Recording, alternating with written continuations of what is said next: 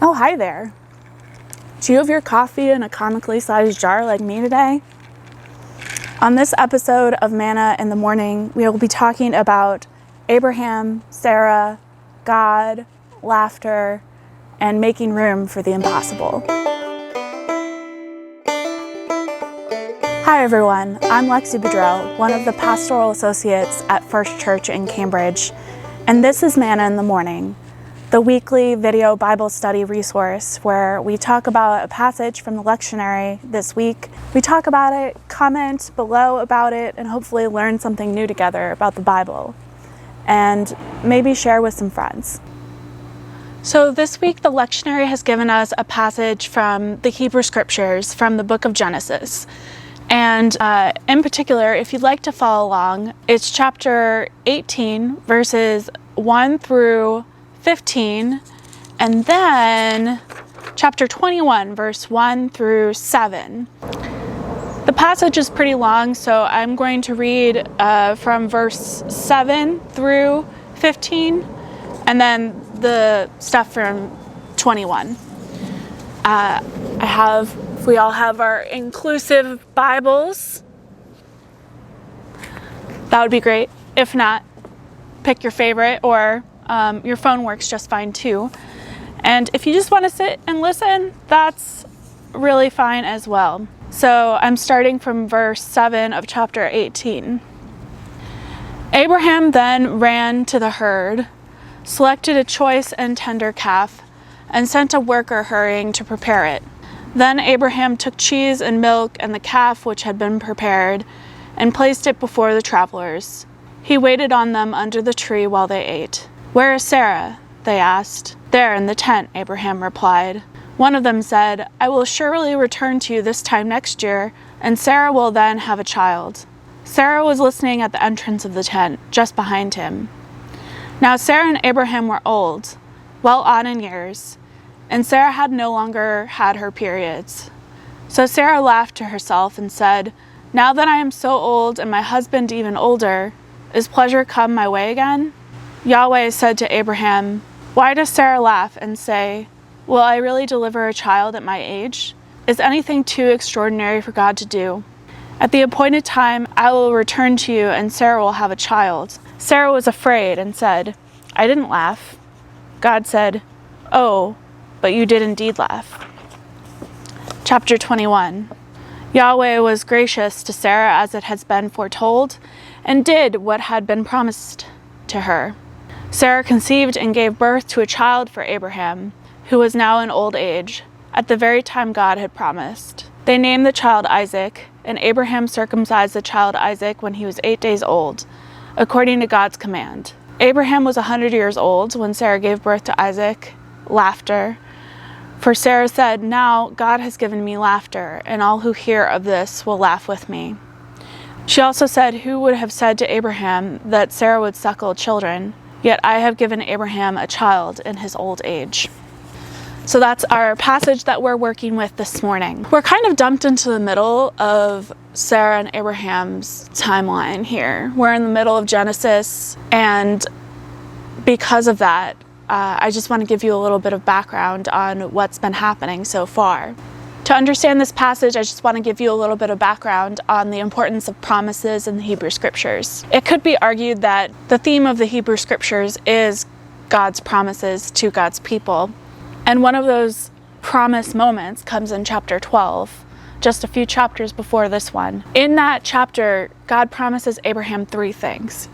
He promises Abraham lots of land. He promises him to be a great nation, which means to have a lot of kids. And he also promises that Abraham will be a blessing to those children, and that those children will be a blessing to the earth.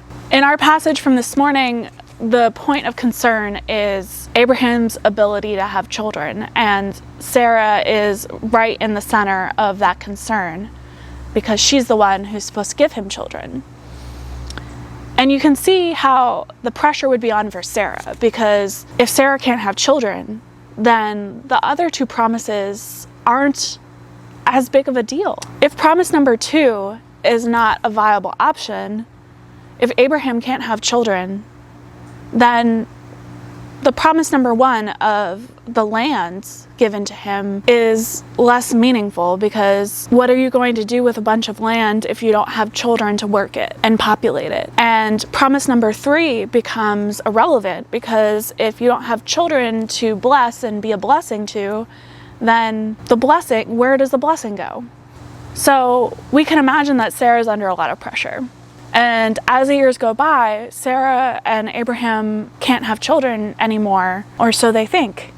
The moment that I feel is the most relatable part of this text is when Sarah laughs. She laughs at God's promise to her that she'll have children. She doesn't laugh in a soft or ironic way. She doesn't laugh sarcastically. She laughs, as the text says in chapter 18, verse 12, to herself. The Hebrew word for laughing to herself is more in line with the sense of she's laughing in her gut or in her belly, which draws to attention the fact that her belly is empty. Her womb is not able to carry a child right now.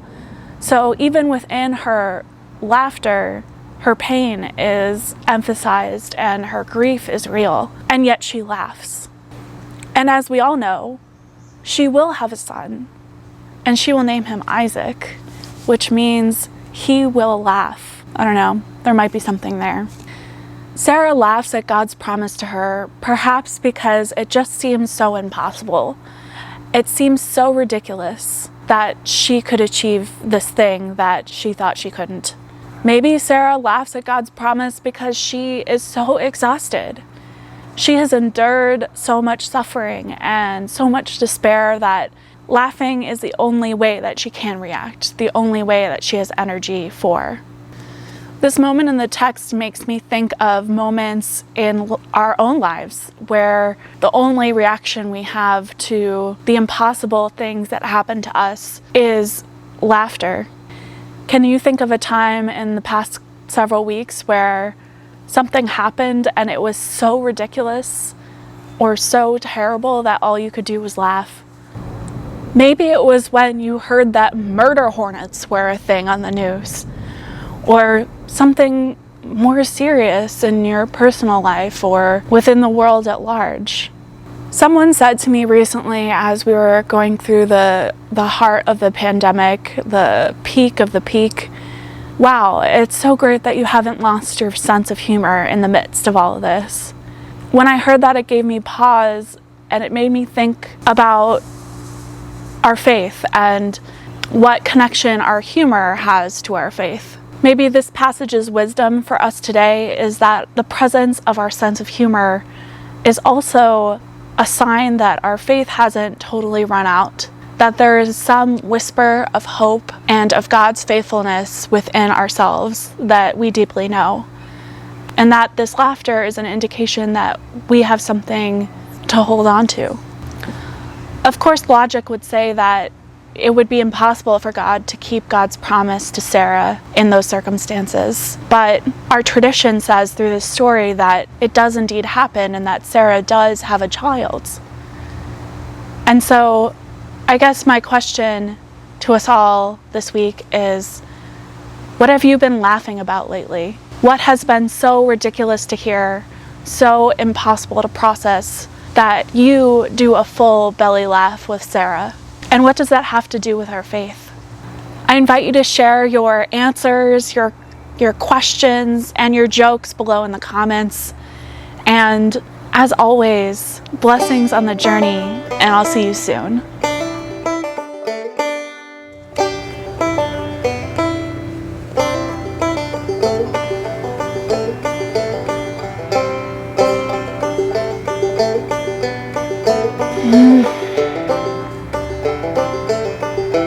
Sarah, Sarah, Sarah. What are we gonna do with you? All right. Bye, First Church.